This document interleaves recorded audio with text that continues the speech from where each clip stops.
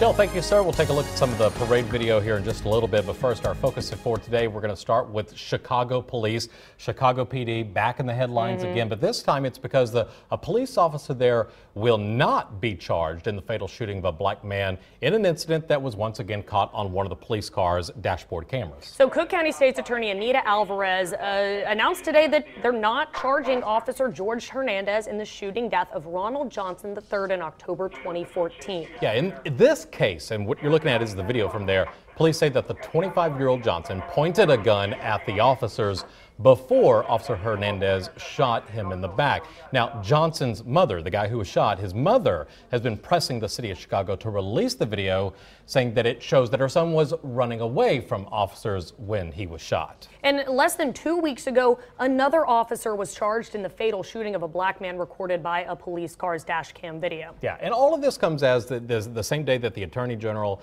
the United States Attorney General says we are going to open up some sort of a civil rights violations investigation into the Chicago Police Department because there have been so many complaints within that department and so many issues. And I think one of the bigger problems that they've had are these dash cam videos, the videos that show these shootings. So many of them have had no audio, or so many of the cameras weren't working. So it has led to the resignation or the firing of the police chief.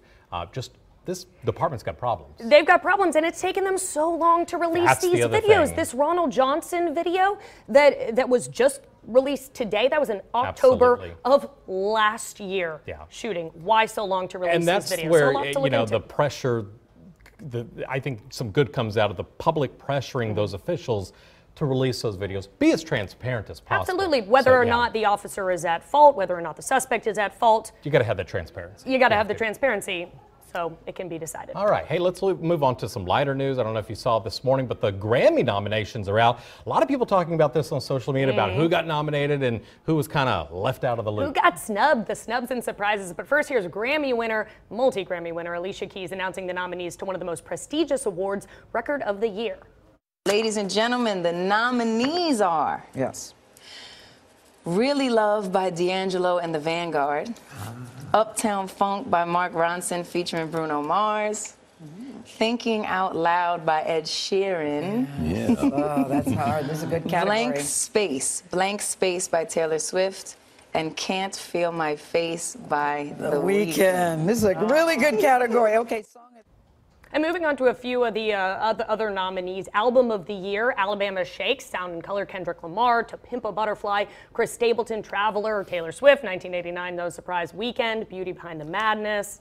Let's show you who's nominated for new artists. Courtney Barnett, James Bay, Sam Hunt, Tori Keller, Meghan Trainor. And then Best Country Album, check this out, Sam Hunt for Montevallo, I actually don't know, Little Big Town, Painkiller, Ashley Monroe, The Blade, I own that Sam Hunt album and I don't know how to pronounce it, Casey Musgraves, Pageant Material, and Chris Stapleton, Traveler. Something good with it. Now, rapper Kendrick Lamar topped the number of Grammy nominations. He had 11 nominations, including Album of the Year and Song of the Year. Yeah, folks are wondering if he can take home Album of the Year. It doesn't usually go to a rapper. Taylor Swift and The Weeknd both come in second place with their nominations. They each got 7 there. So with some of the big snubs and surprises, folks are saying that Casey Musgraves, she got that Country Album of the Year nomination, but none of her singles were nominated. For country fans, Casey Musgraves is usually a Grammy darling. You know how you know when you're getting older? When I have to Google half those people to figure out who they are. I'm serious. To be clear, I don't know all of them. Those people are. But I read some of the blogs, and it's not just top 40 artists who are hitting the Grammy nominations. And of course, it's never just top 40 artists, but a lot of folks are saying that some of those top 40 artists got snubbed in, maybe not snubbed, but passed over in recognition of some smaller artists or some breakout artists or whatever. Like Alabama Shakes, they're great, but they don't usually get nominated. So here they are. All right, we'll be looking forward to who wins that coming up. And I think the award show's on CBS. It's on CBS, February 15th. They haven't announced a host yet. Can't wait for that. All right. Yeah. Hey, so fans wanted it, and toy maker Mattel listened. I love this. Yeah, a doll featuring the likeness of Selma director Ava DuVernay sold out today in 17 minutes. It was gone after they finally got it. So this doll is all part of Mattel's She-Rose line. Back in April, the company released some one-of-a-kind Barbie dolls based on 6 women for Variety magazine's Power of Women luncheon. The plan was just to create a single copy of each doll, just to show them off, get some pictures.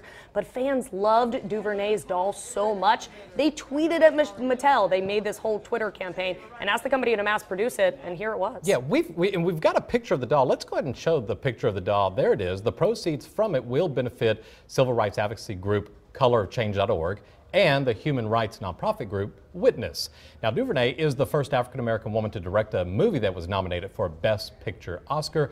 And the doll itself, it's being sold online, but again, sold out in 17 minutes. She went on her own Twitter account and said that hopefully there would be more on Amazon that would be available. But obviously a huge hit, and apparently if you got your hands on one, congrats. Congrats. That's obviously a hot item. Yeah, you have you got a great and historic piece, or you have a lot of retail value.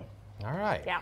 Hey, video showing security guards punching and tackling students who rushed into the field after the University of Houston's victory over Temple. It's come out online, and Could it's not disturbing, believe folks. my eyes when I saw this video. Manuel Borregas reports from Houston what happened when fans try to celebrate. Take a look at this. When the game between the University of Houston and Temple ended, the wrestling match between some security guards and fans began. Cameras captured the chaos as fans rushed the field after the Cougars' championship win. One fan appears to be punched by a security guard. Another is tackled and slammed to the ground. CSE is the private security contractor hired by the University of Houston. Houston's Vice President of Athletics, Hunter Yurachek, expressed his anger and disappointment with the CSE employees, in part saying, "We are working with the University of Houston Police to review today's activities and will take swift and appropriate action, including the termination of our current contract with CSE." We'll present any evidence such as video, witness statements, and we also look at the applicable law, and we present that to the district attorney for appropriate charges. And the security officers were also given instructions before the game by CSE staff that if students rush the field, to allow them to rush the field. No instructions were given to punch anyone or to tackle anyone. Rushing the field is a time-honored tradition in college sports, but it can be dangerous. In 1993, 80 people were injured when fans rushed the field following a game between Wisconsin and Michigan. And 4 years ago, a dozen people were hurt after thousands swarmed the field after Oklahoma State beat rival Oklahoma.